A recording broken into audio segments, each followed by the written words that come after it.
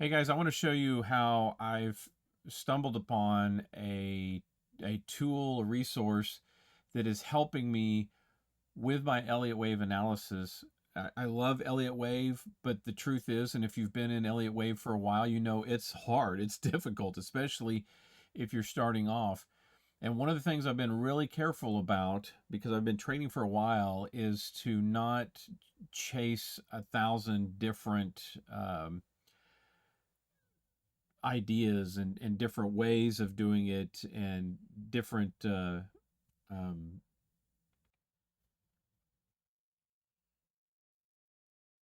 strategies and things like that, because the truth is there are a million of them. There are a million strategies.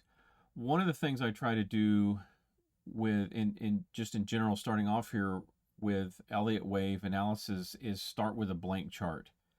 Start with a blank chart with nothing on it, no indicators, basically just price and time and the chart, and that's it.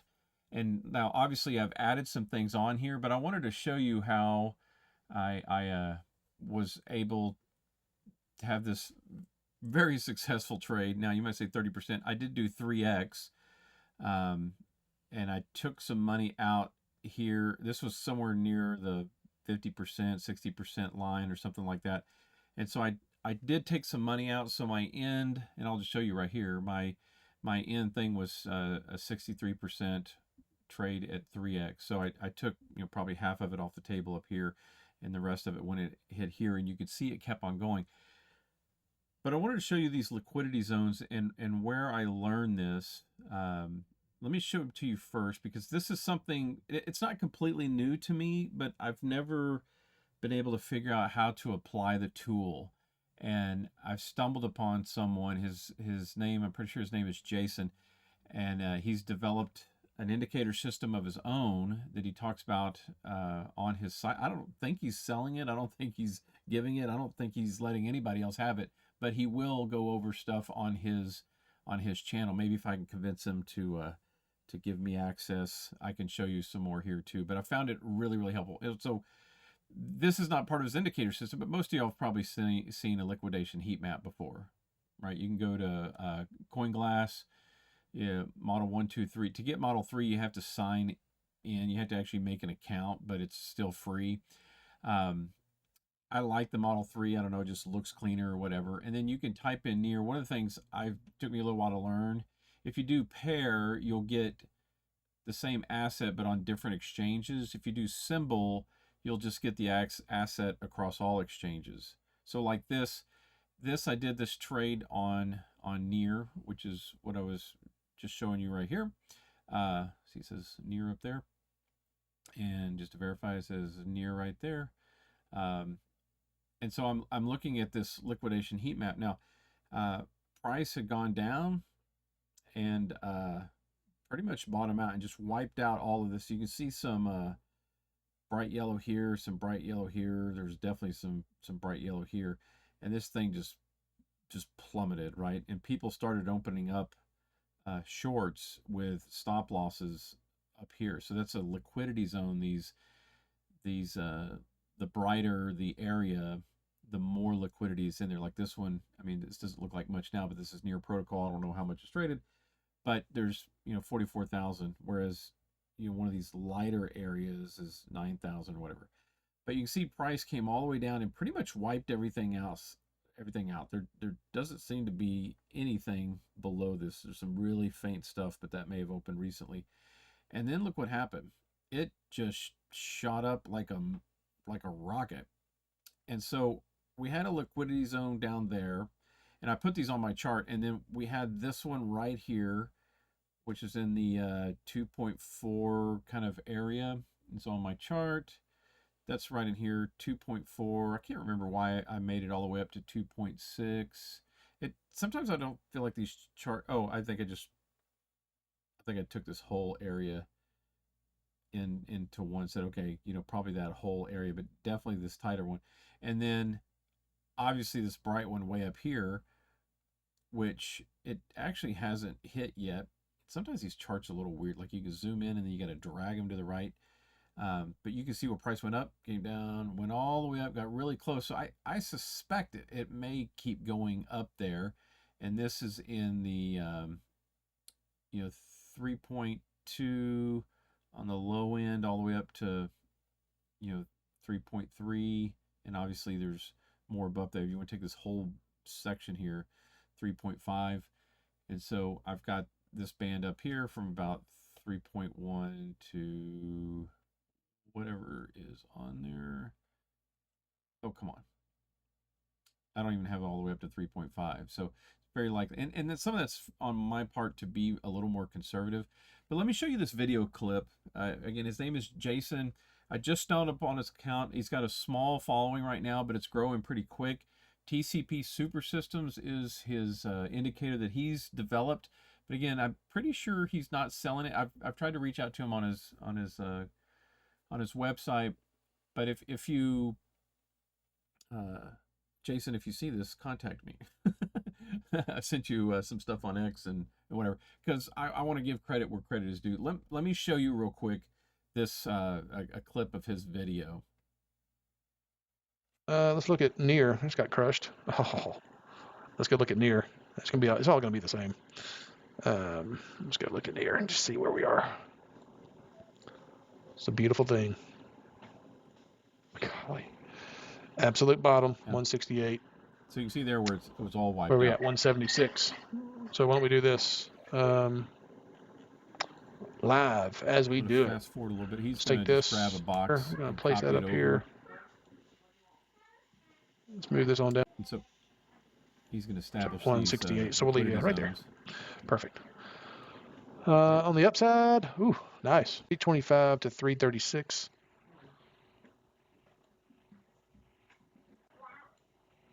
There we go. Avalanche or near? Should maybe looking at the wrong one. Crap, that's near. Sorry, guys. No, that's right. Okay, yeah, I'm on near. So there it is. There's near. So one of the things on his system, there's a lot. You can see there's 3 pieces to it. I've watched all his training videos, and there's this white line. He's got some basically some trigger stuff that he looks for. And one of them, like on a long, that this white line is up here in these extremes, this purple and orange stripe line. There's a white line. It's always hard to see on here. I think a white line, a blue line, and a yellow line. The yellow line, I might be saying this backwards. One of the lines penetrating up through the green and red. I think it's the yellow line. And then the blue line approaching it is one of his kind of trigger indicators. It's got these diamonds, have a first, second, level 1, level 2, level 3 diamonds. They get darker. You can see them over here. And then he's also got these waveforms that change color. Basically, red is more like, take action now, and white and blue is like, it's not that strong of a move. So anyway, that's a system. I'll let him explain it if you want to go see it. I encourage you to go look at him. TCP_SuperSystems on X and on YouTube. Just search TCP SuperSystems. I'll link it in my video here. But that is, I've known about liquidity zones for a long time. I just haven't ever found a good way to apply them. And granted, situations may change, right, from what he's doing here. I don't know if it always works, but it certainly worked in this case, like 100%. You can see I marked out my Elliott waves. I'm not 100% sure on this corrective wave structure right now. That would be a expanding flat, which would be, you could expect expanding flat. You don't see them very often, but you certainly could see one on something that's moving, so powerfully in one direction or another. That's the whole idea behind an expanding flat, is that there's, in this case, in a bullish scenario, there's so much upward movement that the flat, instead of stopping even here, gets pushed even higher. And they're really tricky too, because you would expect wave 5 to be the highest wave, right? And then a correction, which sometimes that could be true. But this is what I think I'm seeing right now. The other option is, well, I'd have to measure from here to there. Yeah, this doesn't really come down far enough for this to be a 1, 2. Doesn't mean it can't be, but meeting the most likely scenario. Anyway, so if we got a 1, 2, 3, 4, obviously we expect 5 next, and it um, doesn't feel like it matches the volume and all these movements to consider this a 4. I mean, this is a quite a big 1, 2, 3 here.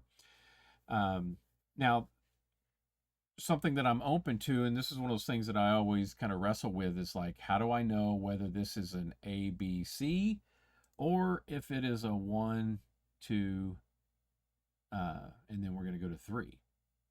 Because you certainly could have a reversal, or this could be A, B, C, and then this is 1, 2. So that's where it gets a little complicated. And that's why sometimes it's better. I heard Jeffrey Kennedy say this the other day. I thought it was great. Talking about like trying to time the exact bottoms is very, very difficult. Now these liquidity zones definitely help. But the liquidity zones work better on the larger time frames. I mean, when you're looking at this, you're looking sort of on a daily scale. Now the prices may move faster. This is a 15-minute chart, and this trade did last from when I got in to when I got out was 2 days. If I was still in it, I'd be going on 3 days, and it may take another day or two. We're on the weekend right now, so it could bebop here just a little bit sideways. But those liquidity zones, they take a while to get to. So it's not so much of a scalping tool. But one of the things that I've thought about, one of the things that Jeffrey Kennedy said that I thought was, one, kind of funny, but two, I think kind of true, is this idea about being late to the party. It's like, I want to be fashionably late. Like, I don't want to be the first person at the party and then find out no one showed up. That would be, trying to go short right here at the top, thinking that you've timed that you're the first one at the party, and this is a short party, but then price ends up going up, and you find yourself at the wrong party. So that's kind of the scenario he talked about. He said, like, I'd rather be fashionably late to the party. I want to be late enough to still enjoy the party, but I want to leave early enough before the cops show up. And the idea is, it's okay to get in like this. Did I get in at the very bottom? No, the bottom was here. The bottom could have been, you could look at this bottom of wave 2, and then that's when I'm going to get in. But really what I did more is waiting for it to get above wave 1, because that confirms to me at least we have enough price movement to get out of wave 1. And so that means, what does that mean? That means we should be in wave 3. And if we're in wave 3, then the party's on. And when do we want to get out? We want to get out the very top?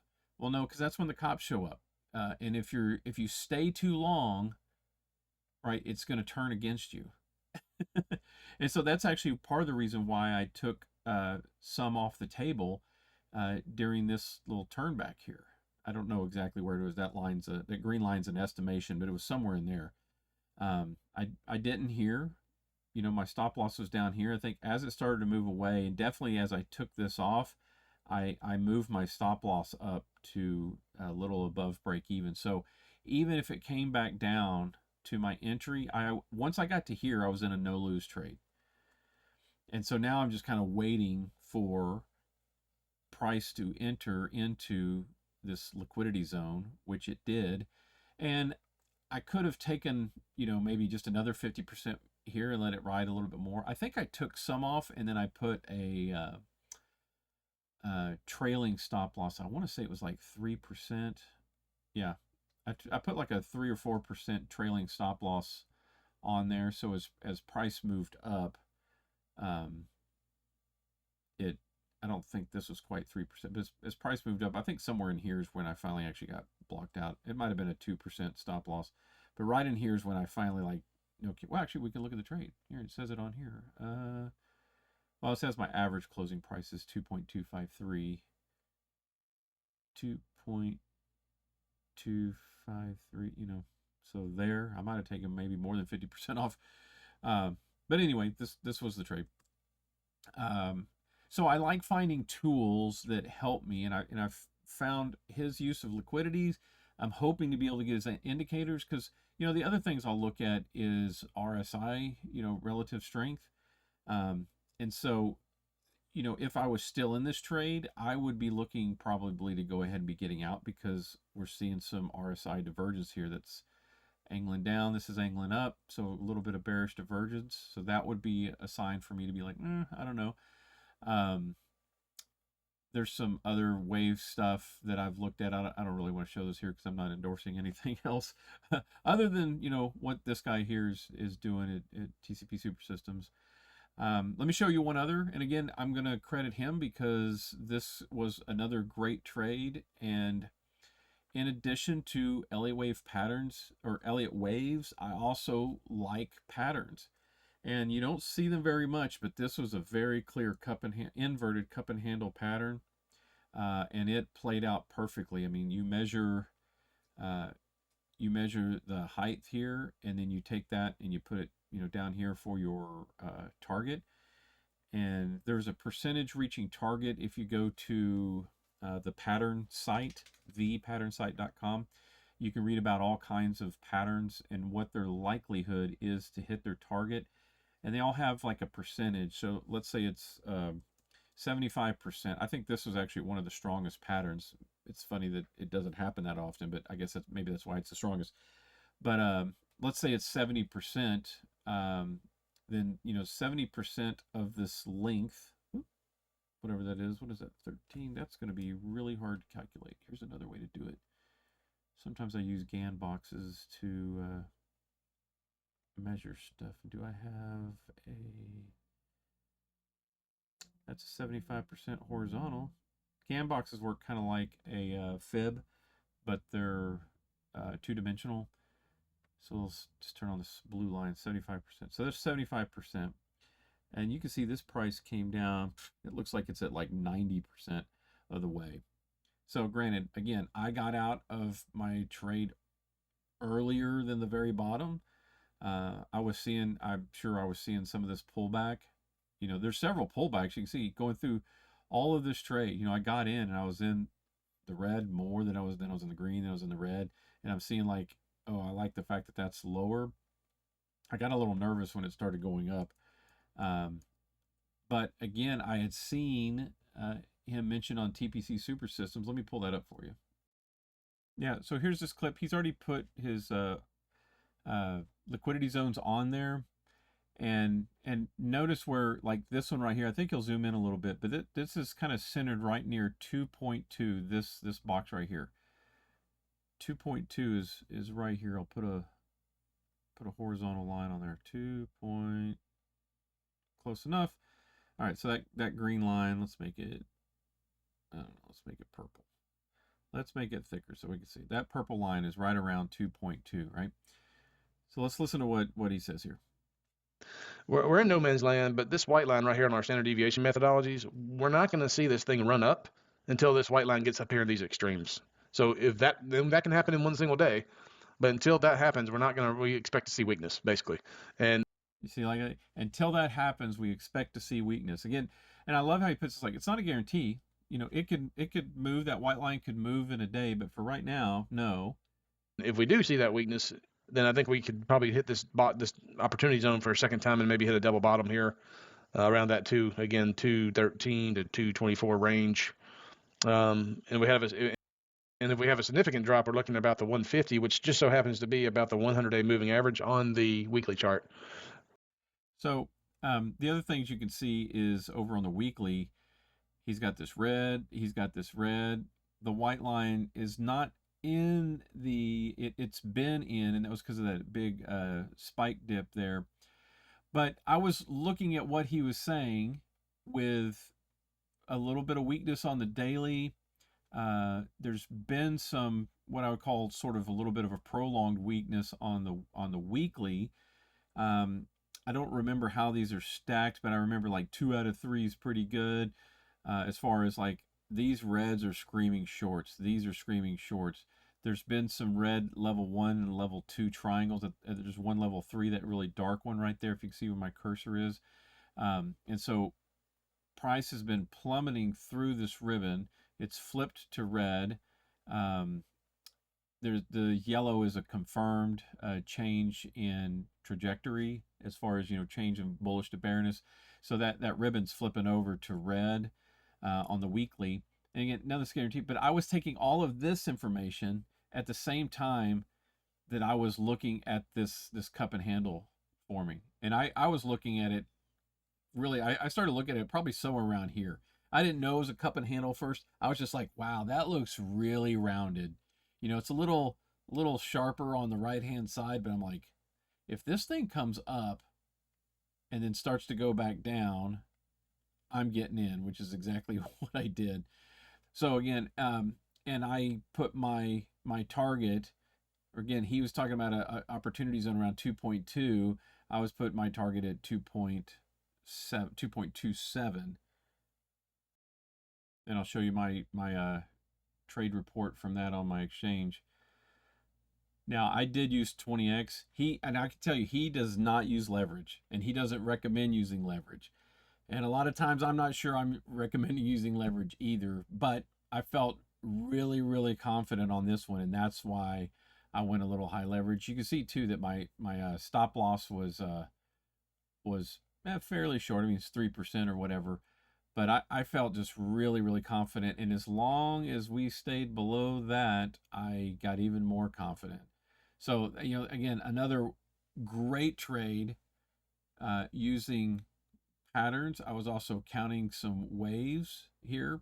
Felt very confident, especially once we started breaking down. Very confident that that we were, well, one, that this was a wave 4 of an extended wave 3, and that's getting more complicated. But I was really confident on this 1-2, and then I saw this other one. These are the things that throw me. I'm not going to go in those in this video, but when you see this kind of 1-2, 1-2, those are good for strong movements, because if you get a 1-2, 1-2, then you're going to need a 4-5, 4-5 down, somewhere down here, and that's going to push it further in whichever direction it's going. But anyway, that's the end of this video. I just wanted to, one, show you the liquidity zone stuff, to show you how I use patterns and liquidity zones now, and TCP Super System in conjunction with my Elliott Wave stuff, to just give me much more confidence. Because if you have 2 or 3 different things all saying the same thing, then you can have a lot more confidence in what you're doing. None of this is recommendations. None of this is saying this is what you should do, especially when it comes to leverage or anything like that. I'll tell you, I have been way, way, way more successful in buying and holding than I have in leverage trading. So I'll just be transparent on that.